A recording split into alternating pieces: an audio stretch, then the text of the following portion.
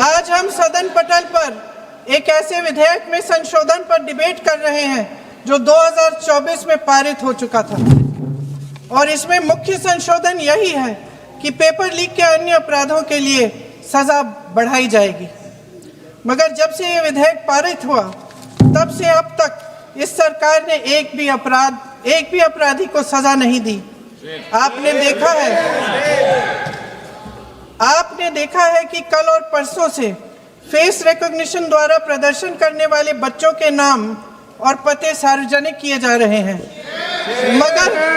मगर यही काम पेपर लीक करने वाले अपराधियों के लिए अभी तक नहीं किया गया। ना इस विधेयक में पेपर लीक रोकने के कोई ठोस कदम है। इससे देश के युवाओं का भरोसा कैसे बनेगा?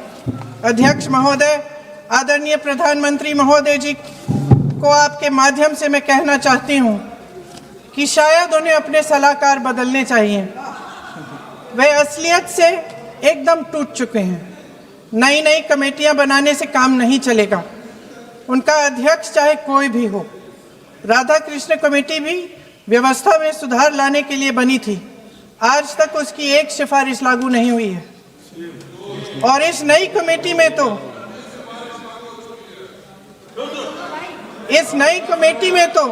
एक एक्स-आईबी चीफ, फिर चिल्लाएंगे, एक एक्स-आईबी चीफ, एक आईटी कंपनी के मालिक और एक गौमूत्र के विशेषज्ञ भी हैं।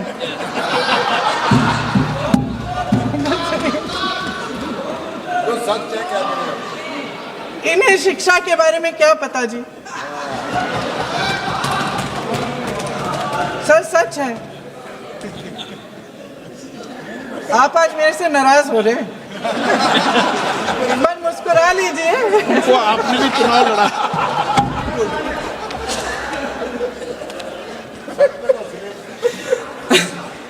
सर, फास्ट ट्रैक कोर्ट्स का रिकॉर्ड पहले से ही बहुत खराब है। वैसे भी कल की सुनवाई में सीबीआई का वकील पेश ही नहीं हुआ। संसद में विपक्ष को दोषी ठहराने से, खोखले राजनीतिक खेल खेलने से काम नहीं चलेगा। आप जेन जी का भरोसा वापस जीतना चाहते हैं तो नए एंगल से अपने फोन से नए वीडियो बनाने से नहीं होगा।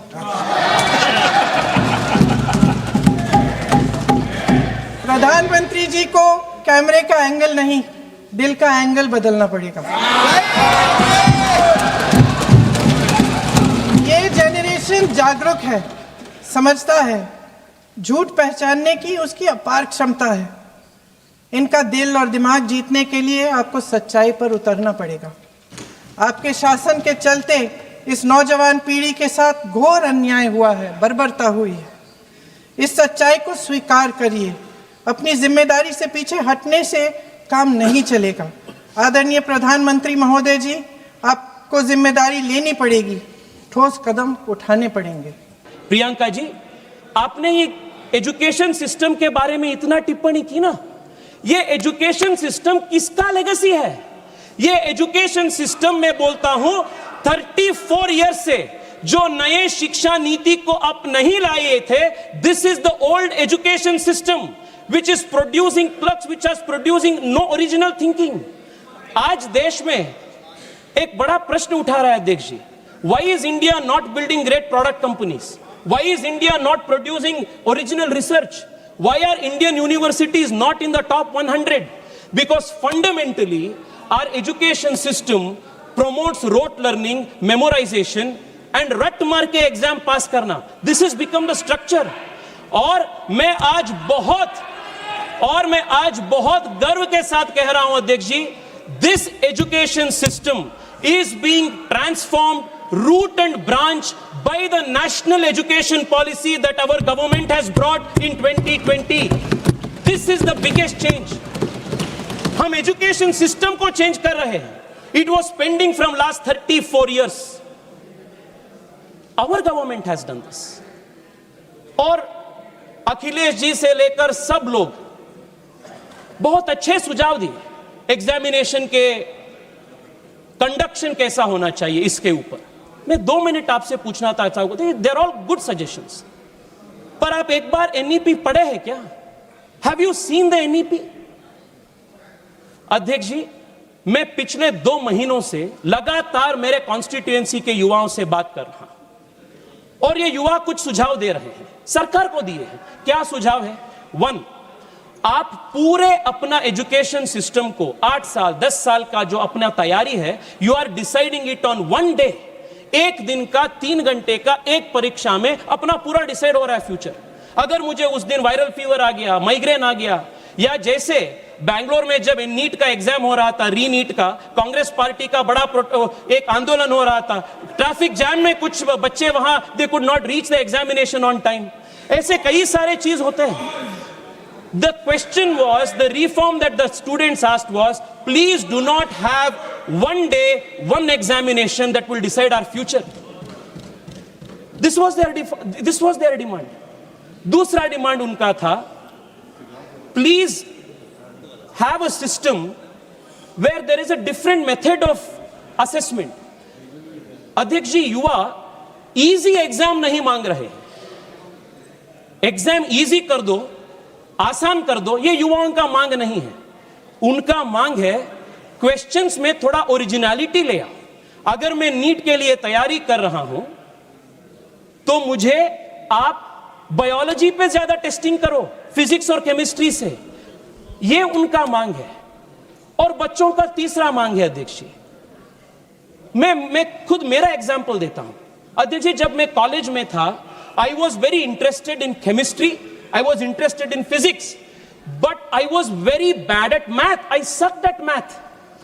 और मैं ऑप्शन चाह रहा था, मैं फिजिक्स केमिस्ट्री भी पढ़ूं और मैं हिस्ट्री और इकोनॉमिक्स भी पढ़ूं।